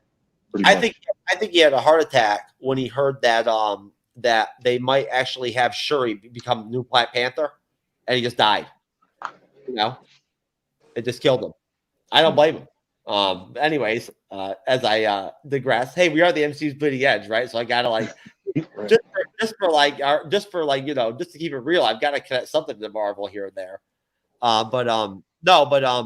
So basically, right at that point, Damon takes her out into the city, right, into King's Landing, right? That's where they're at, Bobby, and takes her to what, like a show, like a celebration of some kind or something, or what was that? Yeah, Like, I mean, it could be. I don't know if it's the same place as he was before. Like, I guess he likes to go to the streets of Silk. I guess that's where a lot of the brothels are and stuff. And apparently, there's a lot of jugglers and magicians out there as well too. okay. Oh, so then they go to the pleasure house, right? Right. That's like the PC name they have for them. They are brothels, of course. Right. The pleasure house. And now, is it at that point? I got a little confused. At that point, that one image they kept showing, was that Allison getting banged by Viserys, like all depressed and everything, the whole thing? Yeah, because they were showing like the duality of how Rhaenyra was kind of free to do whatever she wanted, and Allison was kind of trapped in her life. I guess she was like a prisoner of her life, which they kind of discussed earlier in the episode, where Rhaenyra was saying that her mother died just to breed children, and she didn't want that to be her fate, which is pretty much what Allison is doing now. No, and Allison likes vagina. Yeah, she's just doing her wifely duty. You know? Yeah, sure. She's just there. Now, I'm telling you right now, if I was in that situation and like I was looking at the woman's face and then she looked like that during sex, I would just stop having sex completely. Be like, I'm done. You know what I mean? Like if that's how I am, like I'm done. You know, I don't want to do this anymore. If you're not into it, I can't get into it. That's right. I don't want to psychologically damage women to that degree. But no, either way, no, but it was. I thought that was poignant, and I thought that it was also poignant that we saw Allison and now I don't know how long this is going to last, but we saw Allison and Rhaenyra reconnect in like the second, I guess, like I don't know, maybe the second phase of the episode or whatever, maybe about 20 minutes in, about that. And Allison, you know, talks to her, you know, because again, they were best friends. You know, and confides to her that she's lonely. She has no friends. Yeah. And basically, you know, at that point, they do kind of reconnect, and I think that was genuine. Did you guys think that was genuine? That did it seem like from both perspectives that Rhaenyra really still appreciated their friendship and missed it? Yeah, I got that too. That because she had just come back from that little tour where she was looking for suitors. And because they told each other that they missed each other, and it seemed like they did kind of reconnect them, like on that level that they used to have before. Sure, because in a way, to some extent, they're in a kind of a similar situation right now. You know, you know, I mean, and I think when it boils down to it, not only is there going to become the power struggle down the road with Allison, where she's just naturally going to play the Game of Thrones and play her position. You know what I mean? Like logically, and probably get to a point where, like, by the time the series dies, she's not going to be too happy with him. You know what I mean? Like, you know, I think as we escalate, she's going to become less and less fond of the series. Like, whereas opposed to in like episode 1, she's like enamored with him. You know what I mean? Like, you know, just being in his presence and talking to him, there's like, you know, she's into him. I thought. At least I thought so. You know, I don't know if she was physically attracted to him or whatever, but she seemed like she genuinely like cared for him, right? Or they had like some kind of close relationship. Because they didn't really do it on the show, but apparently from like the history in the books, she was sort of like a caretaker for Aerys, which was Viserys' dad. And then she's kind of doing the same thing for him now. So she's kind of got like that sort of like caring like aura about her. And Mysterious' dad was the type to like go in the tunnels and go to brothels and shit and everything and whatnot. So he probably banged her, I'd imagine. That's the rumor that they did at some point bang. Oh yeah. No kids ever came from it, but that was the rumor. In reality, right now, currently, and back then, either way, I would have done that without question. Logically, that would be the right thing to do. You know, why would you want to waste something? I mean, she's a good-looking woman. You know, she is very attractive. You know, but at the same time, Renee, what do you think about, sort of, I guess, the concept, the fact that, I guess maybe even Allison is going to get to a point where not even maybe so much out of like pure, I don't think she's the type that has greed in her. She doesn't appear unethical to me. I don't get that vibe from her. You know what I'm saying? Like, you know, anybody can decide to crave power at some point. You know what I mean? And again, and play the Game of Thrones. It's how things are. But at the same time, she's a mother. She's a mother, and yes. She has a son that she thinks should be the rightful heir because he is she was rightfully legitimately married to the king. She's the legitimate queen. She's not a prostitute like Damon indulges in, and she legitimately bore a son, and he's supposed to be the king in her mind. So that's how she's going to play it. Well, you know, if anything, it's going to be different dichotomy, Bobby, with her and her sons when we get to this point. And who knows how many seasons they'll take to get to this level, but she's not going to be like, you know, Joffrey's mom. You know what I mean? Where she wants to run the show. You know what I mean? Like, she could be at some point. I mean, she could be like in Game of Thrones. You had Sansa Stark, who was sort of like this naive little girl at the beginning, and then at the end, she became a little more, not like power hungry, but towards that way, and she ended up being the lady of the Warden of the North. She became the ruler of Winterfell. She became the queen. Right. Yeah. Which like at the beginning of the series, she wasn't really the type of person who would be that. Like she was just going to be like a princess or somebody's wife. No, she was, well, I mean, they're still both Rhaenyra and Allison are young. I mean, these are still young women. You know. Yeah, they haven't really grown up. Yeah, they're going to start maturing once they get into their 30s and whatnot, and watch their at least Allison watches her children grow and whatnot. Yeah. You know, and she's just going to get more experience in the game. I think Allison's a little bit older. I think Allison is like in the beginning in episode 1 or so. I think at that point Rhaenyra is 14, and I think Allison I want to say 14 or 15. Allison is like 20 or 21 or something like that. No, I thought they said she was 14 when no, they're about the same. She may be like a year or two older, but she's not. Okay. Well, she was 25 when she married the series.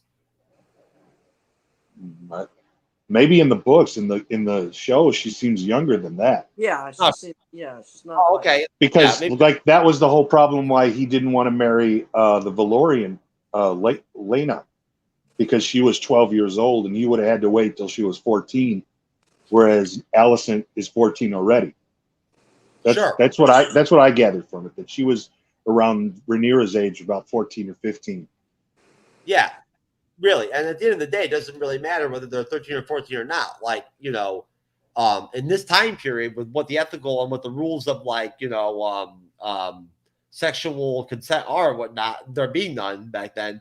At that point, you know, it doesn't matter if a girl is 12 or whatever, whatnot. Yeah, and remember back then, I always like to bring this up when we talk about this subject. The great rock and roll star Jerry Lee Lewis married his 13-year-old cousin. So that's right, and he definitely consummated it too. Before they got married. Yeah, just before we get on a moral high horse is just what I'm warning of. But anyway. No, if anything, I would say is that, I mean, the way I see it from a logical standpoint is like, if you're going to live in this time period, I wouldn't be okay. Like, I mean, if I had to marry a 12-year-old and it was going to take 2 years to get laid, I wouldn't be okay with that. I'm not going to not have sex for 2 years. You know, I don't care if she's 12 or not. You know what I mean? Like, you know, I'm joking. I'm sorry. I apologize. But no, I'm just saying. Yeah. No, you might want to cut this part out. no, just for you're your own worst enemy, Jeff. I'll just say that right now. Hey, I'm just being logical here. What do you want me to say? Some call it logic.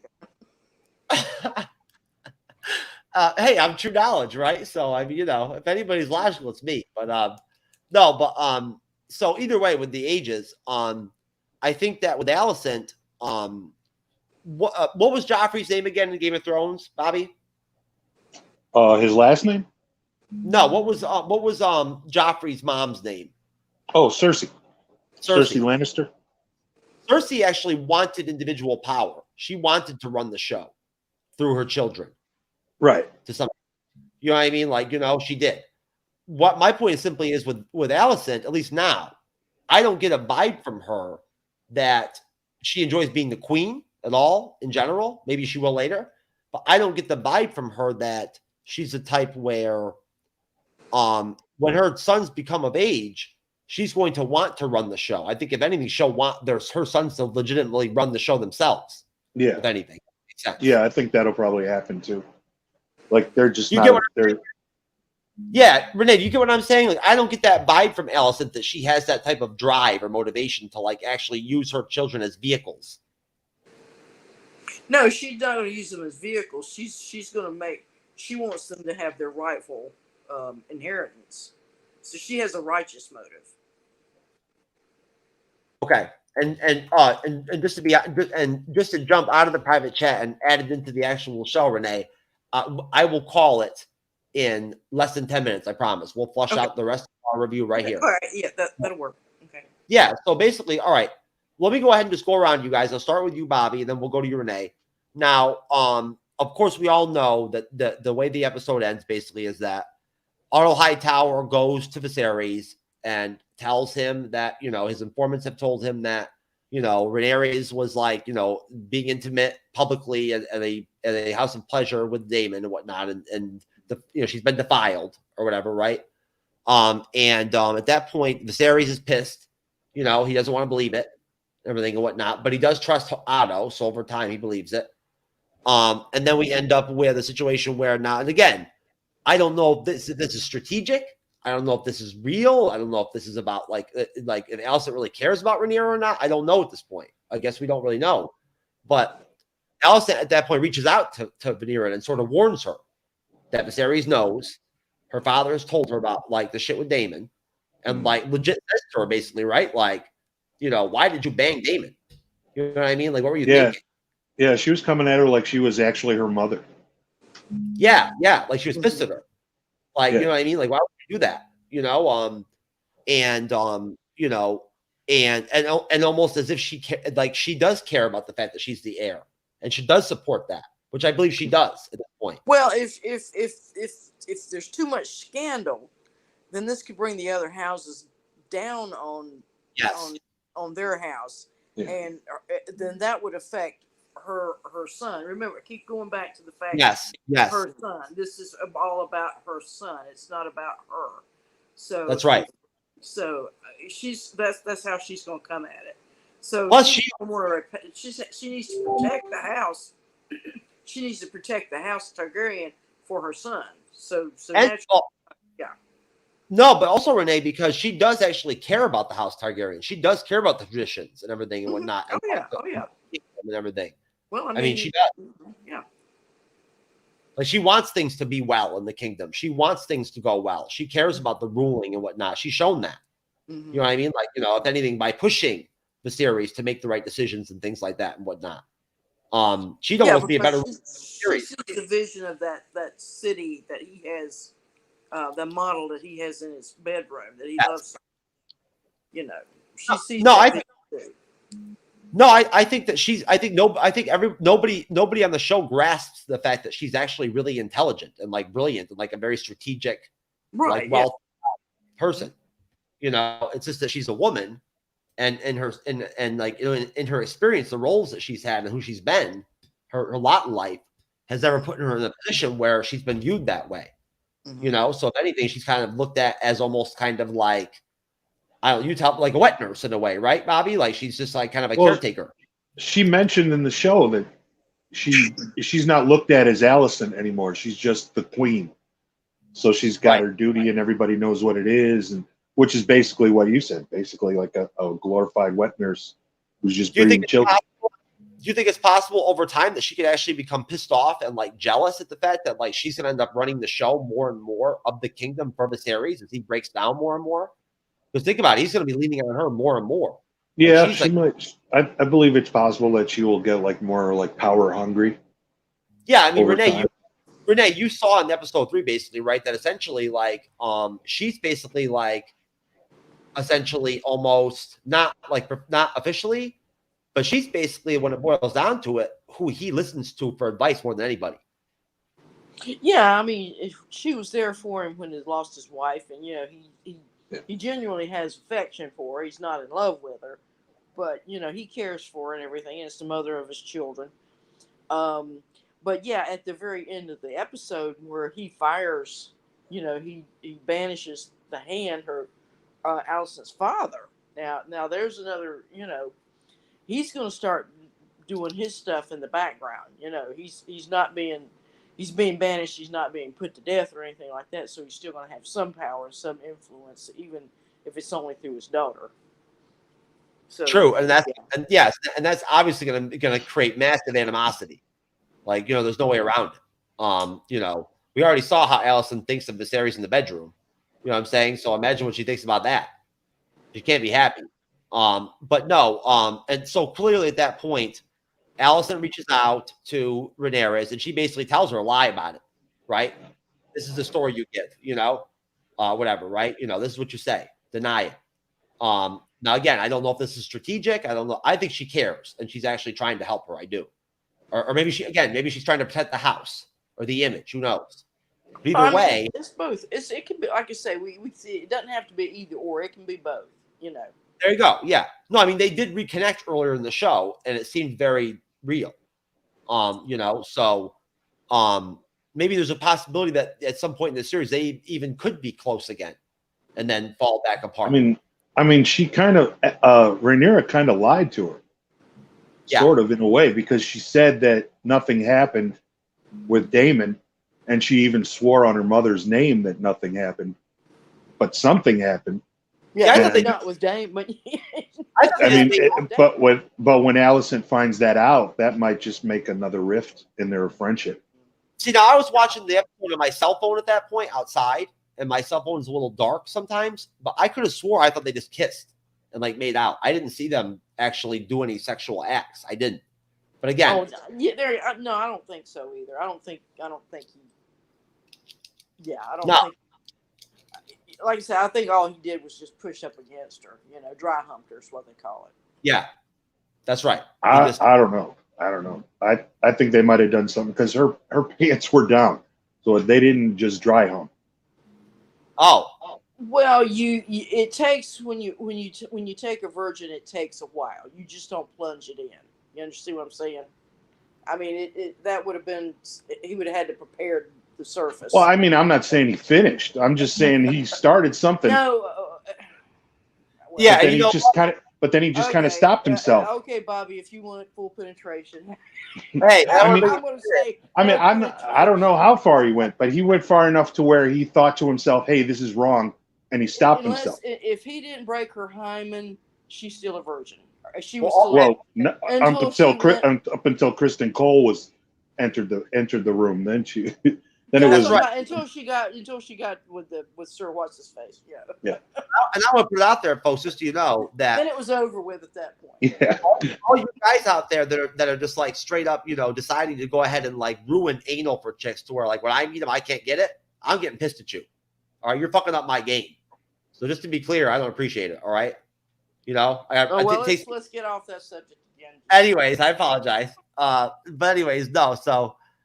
We then end up with Damon being basically like physically like beaten and like grabbed and like taken in front of Viserys. Viserys kicks him around a little bit and whatnot, and then kicks him out of the kingdom. Yeah, exiles him again for the second time.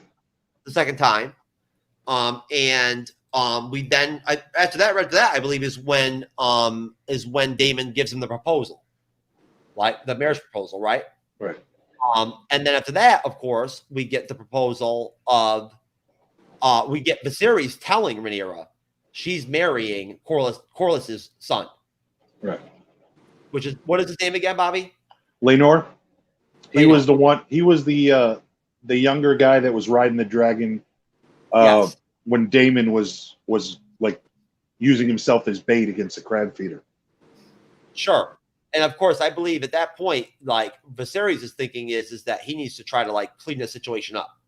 Yeah, because the Valorians right now aren't in their relationship with them isn't at the best time right now because of how he rejected his daughter. That's right. We didn't even talk about the fact that, of course, the episode starts with Rhaenyra going on that like courting tour with all her suitors and whatnot that wanted to marry her and whatnot.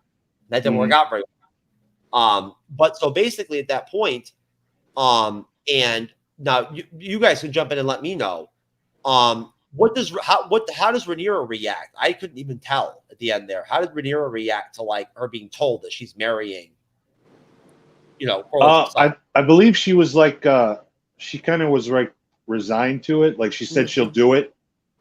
I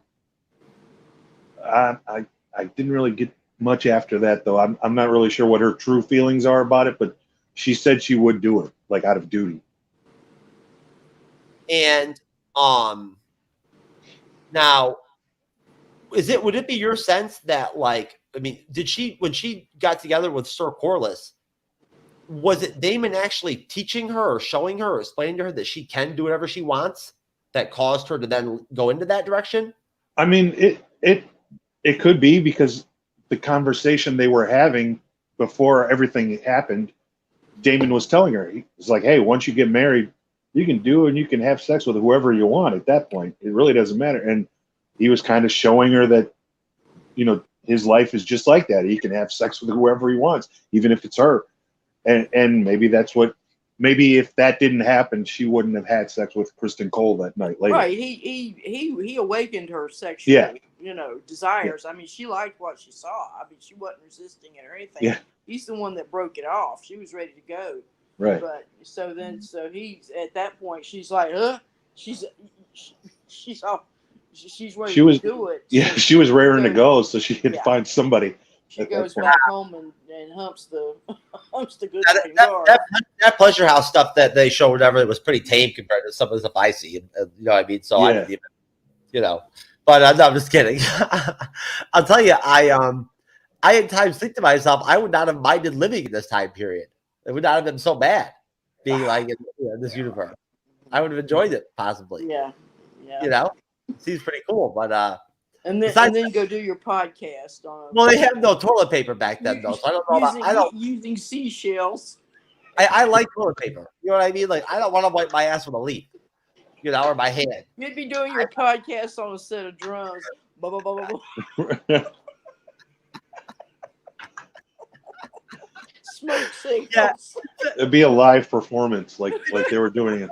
Could you imagine me as a fucking minstrel? Oh my god, that'd be interesting.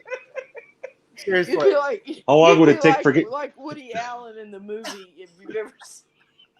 And how long would it take for somebody to cut your? I want to know about sex, but there's like a vignette scene in it where he's like back in the Middle Ages, and Woody Allen's dressed up with the cap and bells, but he's still got the big horn-ring glasses on. I'd be the only like him with the big glasses. I'd be the only youth on a ship or whatever that would be abducted by pirates to be forced into like sexual slavery or whatever at pleasure houses that I would like find as a positive. I'd be like, thank you for saving me, from this shitty, boring life. This is what I've always. You'd be the cabin boy on the ship. Like this has always been my goal of life anyway, was to do this anyway. So thank you. Like I appreciate you rewarding. Like you know what the cabin boy's other duties were. He cleaned the cabin and other thing. Did something. There you go. Hot D. There you go. But anyway, so basically at that point, when it boils down to it, I'd say that I'd like to really quick go ahead and play the short episode 5 promo. It is 59 seconds, it's not even a minute. And then we can just basically give our, I guess, a quick remark from each of us on like what we. I got about 3 minutes left. I got to jump off. Perfect. Awesome. Perfect. I wish to propose a marriage to my daughter and heir. A royal wedding. I hope to herald in a second age of dragons. Rhaenyra's succession will be challenged. Knives will come out.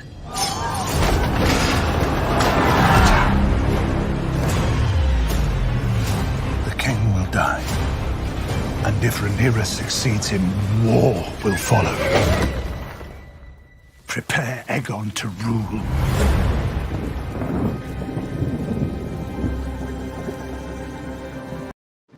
Oh shit, that was dramatic. Mm-hmm. Yeah. So, what Starting do to you get think, interesting. What do you think, Renee? What did you think of that promo?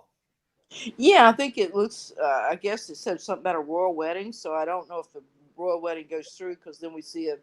Looks like there's some mayhem there in the feast, so we'll see what happens there. But yeah, it looks like we're going to have a little bit more dragon action, so I'm all for that.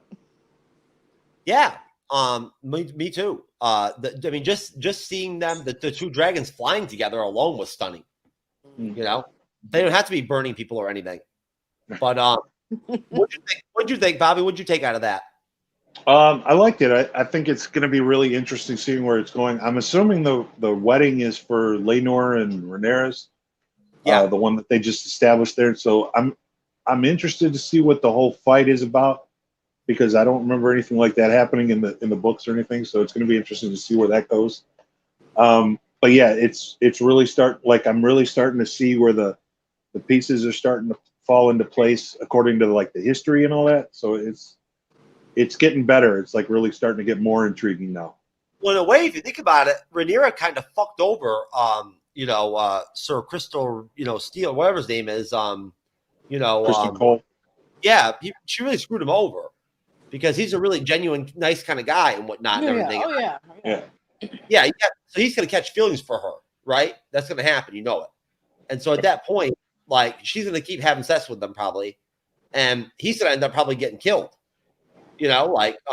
eventually, because he's going to want to be with her. Mm-hmm. I would never know. I can see that happening potentially. So she kind of screwed him already. You know what I mean? So Rhaenyra is kind of freaking manipulative too. Like, she kind of is kind of getting in a way, I don't want to say unethical or anything, but she's kind of getting manipulative to some extent, or like reaching a point where, she's starting to get more Damonish in a way. Yeah. Possibly. Right. Yeah. From what I know, she doesn't end up being the good guy, or at least not all the time. No, we know for a fact from the lore that the last king's daughters were like Hellions, were like hardcore, like trouble for the king. Hey, I hate to interrupt you, but listen, I got to jump off because I got to actually go to work tonight, so I got to run and go jump in the shower. So I had a really good time talking to you, and I'll get you next time. No, thank you, Renee. We really appreciate you. Hi, Renee. Anyways, it's just me and you, Bobby. Shit, man. This is just like House of the Dragon. No more chicks, right. Man. Anyways, but no, we'll close it out right there. There's no point going any farther. I don't want to. Okay. I'm so long-winded, you never know. I can say we're going to talk for another minute, and then before you know it, it'll say 2 hours on the clock, right? But what can you say when you're having good company like this and whatnot and everything, and you've got great source material to talk about? You can just keep on talking forever. So you can't stop. Mm-hmm. It's hard to stop. But I just wanted to just really quick before I do any plugging of any kind, which I don't enjoy doing to begin with and don't do much of. Not really my deal. I'm not a used car salesman or whatever and whatnot. I always feel uncomfortable even doing plugging. To be honest, it's just I don't like it personally. Yeah. I think I'm begging people or whatever, but whatever. I honestly, if anything, I wish that I could just put out there that I really appreciate Renee for being here and whatnot for the show. We met her last week. It was great to have her back. I just want to point out and appreciate, Bobby being with me because honestly, Bobby has jumped in the game. Look, I'm not like the godfather of content creation or whatever and whatnot, but and I'm not a celebrity and I'm not going to do it anytime soon. But at the same time, I am a 5-year plus experienced content creator and whatnot at this point. We have a monetized YouTube channel, which I'm very, proud of and was very humbled to achieve. Mm-hmm. Even though, I think we've only accrued like maybe 37 cents so far since then, which is not going to get me very far, anywhere. I don't think even that's enough, like in the brothels and House of Dragon to get laid. Right. You know what I mean? Like 37 cents. But that doesn't get you far. But that only gets you a hand job from Frodo or like from a Hobbit or whatever. But basically, I just wanted to give props to Bobby for jumping right in and everything. He saved me a lot of trouble because hey, I wanted to keep these reviews short and small team to begin with. I felt like they were the type of episodes and the type of series where it maybe didn't make sense to have too many people, 5, 6, 7 people on the show just because there's so much to talk about. And at that point, you don't want people competing against each other just to be able to get their their points out and whatnot. Right. That's not fun. So at that point, Bobby, has a busy guy. He's got a job, he's got a life, and he's been very, very helpful and very supportive and jumped right on and whatnot and been right in the game, put him right himself in the game from jump and jumped into the whole series with me. And so I've been having a lot of fun. It's been a lot of fun doing it. Well, look, I just want you to know that I appreciate you. And, I think it's just good. I think it's positive to point out, I'm not gaslighting or whatever, whatnot. I'm not trying to I'm not trying to come off nice all of a sudden and whatnot after some of the grimy shit I've said during the show. I am who I am. I'm not going to pretend. So, but at the end of the day, I do care about people and I do value people. And I'm not ungrateful at all to people. I'm a very selfless person. I care about it when people do right by me. And Bobby's been a solid friend and a solid guest for us and whatnot and everything. And I enjoy recording with him. And he blends right in with anybody he records with. He gets along with everybody. So, overall, I'd say, if anything, in general, I'd say probably if I had to rate you at this point with your guesting, level or whatever, Bobby, you're at. I'd give you an overall mark. I'd give you a solid A-. A- to B+. I'll take an A-. I'll take that. Yeah, you've been pretty damn good, man. Thanks. Well, let me just say I appreciate you for reaching out to me to even get me involved in this. Like, I was kind of not really doing anything as far as like being on podcasts and stuff, and it's been a really great experience for me so far, and I'm having a lot of fun. And I really thank you for reaching out and getting me involved. Hey, you know what, Bobby P, I'm not perfect at it, but I thank God or whatever, or thank whoever, the devil or whoever gave me the ability to have the ability, even after what happened to me, to be able to be, intuitive enough to be able to reach out like I have multiple times. Because anybody who's followed us knows we've started a lot of guests here on the Bleeding Edge, and a lot of them, of course, don't come in the shows anymore because they're full team members on shows now. They're co-hosts on shows. That's what's really happening. You know what I'm saying? Like, I'm not a selfish guy. So, and I care about people and whatnot. So if anything, I'm not going to fight with another creator to keep my guests and shit and whatnot. I don't believe in that kind of, although I won't lie to you, it's never fun losing female guests to other shows and whatnot because they're so damn hard to find to begin with. Yeah. I hear that. Yeah, that's just rough just because it's like, damn, now I'm going to have to fucking spend hours and hours on top of each other just to find another one. But either way, maybe we could just start having bots on, like bot females as guests. Just try that out. If they got opinions, let them get it on the show. Then. There you go. We'll just have bots on, and we'll put a dude woman's picture on them or whatever. And there's. But no, honestly, Bobby, I think that's awesome. I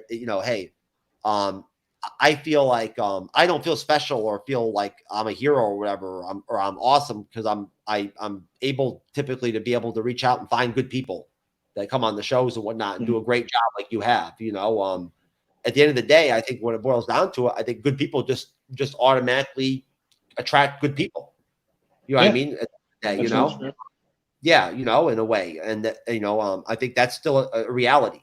Even now, in our current situation with society and culture and whatnot, at that point, I feel like, bottom line, I guess if anything, one thing I guess I'm somewhat good at is the fact that I'm able to communicate with people and make it clear what we do, and the fact that, like, hey, we were trying to have fun, like there's no pressure and all that and whatnot. And, it's not a full-time job for you, right. Yeah. No, I feel really happy. I really am. Honestly, Bobby, it makes me happy to know that you're enjoying doing this. It really does. I love your enthusiasm. It's great. It's infectious. It drives me. It makes me feel more positive. Bottom line, I feel like in general, I hope that in overall, no matter what, that we can continue to record with each other for as long as possible. I hope so too. Yeah. Definitely. There you go. We're gonna keep on doing the bleeding edge. We're gonna be covering the Marvel Cinematic Universe when there is no more Marvel Cinematic Universe anymore. And by that point, we'll be so old, we'll just pretend there's one. It'll be great. Conjure one up in our own minds, in our delusional states. Right. It'll be great. Write our own fan fiction. Yeah, there you go. Perfect. But anyways, folks, what can I say? That's the end of our review of episode 4. Did we leave some things on the table? Possibly we did. There's some things we didn't touch on. What can I say?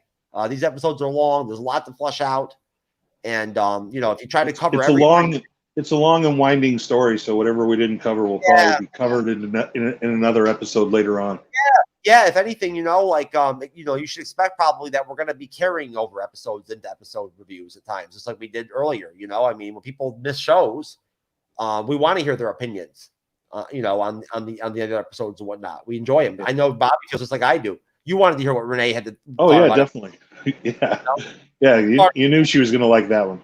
Yeah, that's part of the team element of doing this. You know what I mean? Is that you start to develop relationships and friendships to where you do care. You want to hear the opinion, of like your other guests and whatnot. Right. But either way, folks, bottom line, as always, we are the MCU's Bleeding Edge, and we are the only that I know of that I've ever heard of or seen podcast or YouTube channel or like content creation team in the fandom that is R-rated. We are not for kids, and we're not doing it for attention. We're not doing it to be special and whatnot. We're just doing it because that's what we do. You know what I mean? And I'm sorry, but like, I have no problem with YouTube's rules, but I'm not going to not drink alcohol for my shows and like not swear if I want to swear. I'm just not doing it. You know what I mean? At that point, I can't enjoy recording at that point, so I'm not going to do it. So I'm sorry. But either way, at that point, I hope you all enjoyed the review. Of course, we want to go ahead and just shout out and thank all of the wonderful people that end up catching these videos, as actual videos on YouTube, like most of our views come from. And of course, point out that we are not just live on YouTube. We're live on multiple platforms. We just unfortunately cannot see any of our, audiences on them on here. Sadly, I don't know why, but it's not visible. But thank you to all of you on Facebook, Facebook Live, Twitter Live, whatever the hell it's called, Periscope, whatever they're calling it now. I don't even know. I'm confused with that whole thing, to be honest with you. I'm trying to figure it out. But Rumble, we love you, Rumble. Our audience on there is growing. I'm looking and seeing we're getting more views on our lives every week. Every episode is going up. Last week it was 10. And hey, you know what? 10's not that many people, but you know what? When you're just starting off on the platform, I'll take 10. Yeah, you gotta start somewhere. Hey, 10 leads to 20, Right. So but shout out to all of you out there and whatnot that enjoyed the MCU's Bleeding Edge. I hope we did a good review. We'll continue to try to improve and do our best. And hey, at the end of the day, we're not trying to be all-stars tomorrow, but we do care about the quality of the content that we make, and we want to entertain all of you. So I hope we did a good job with it. If you enjoyed the Bleeding Edge, then please, of course, do not be lazy and fucking not even give a shit and not subscribe to our YouTube channel. Come on now. I shouldn't have to beg you. It only takes 2 seconds to click that damn button. All right. So, come on now. Just click it and subscribe to us and help us out so me and Cyber can reach 3,000 subs.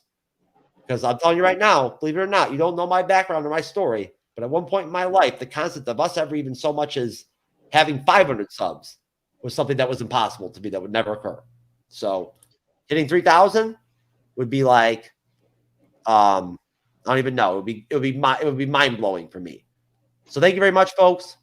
Thank you to HBO for giving us this awesome series with these awesome episodes to talk about and whatnot and everything.